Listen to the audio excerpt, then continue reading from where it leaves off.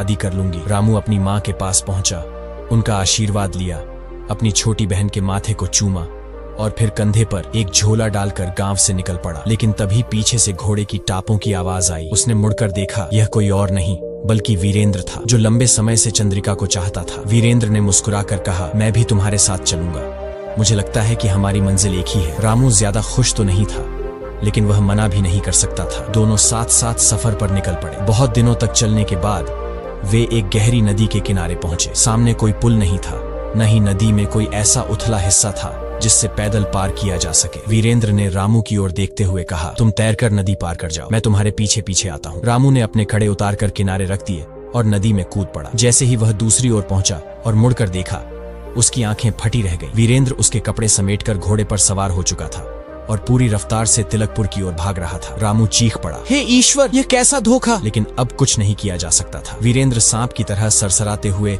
गांव की ओर बढ़ गया। गांव पहुंचते ही उसने रामू के कपड़े लेकर उसकी माँ के पास पहुंचा और झूठ बोला, तुम्हारा बेटा नदी पार करते समय डूब गया, ये रहे उसके कपड़े। रामू की माँ पर दुखों का पहाड़ टूट पड़ा। अपने बेटे के कपड़ों को छूते ही वह जोर जोर से रोने लगी। रामू के कपड़े लेकर उसकी माँ सीधी चंद्रिका के पास पहुंची। आंखों में आंसू भरे कांपती आवाज में बोली, बेटी, रामू डूबकर मर गया, ये उसके कपड़े हैं जो वीरेंद्र लेकर आया है। अब तुझे पूरी छूट है, जिससे चाहे शादी कर सकती है। ये सुनकर चंद्रिका मुस्कुराई और बोली, माँ, तुम भी किसकी बातों पर यकीन कर रही हो? ये सब वीरेंद्र की मनगढ़ंत कहानी है। जब तक 7 साल पूरे नहीं हो जाते, मैं किसी और को अपना पति नहीं बना सकती। ये कहकर उसने दीवार से बांसुरी उतारी और वही धुन बजाने लगी, जिसे सुनकर कभी रामू उसके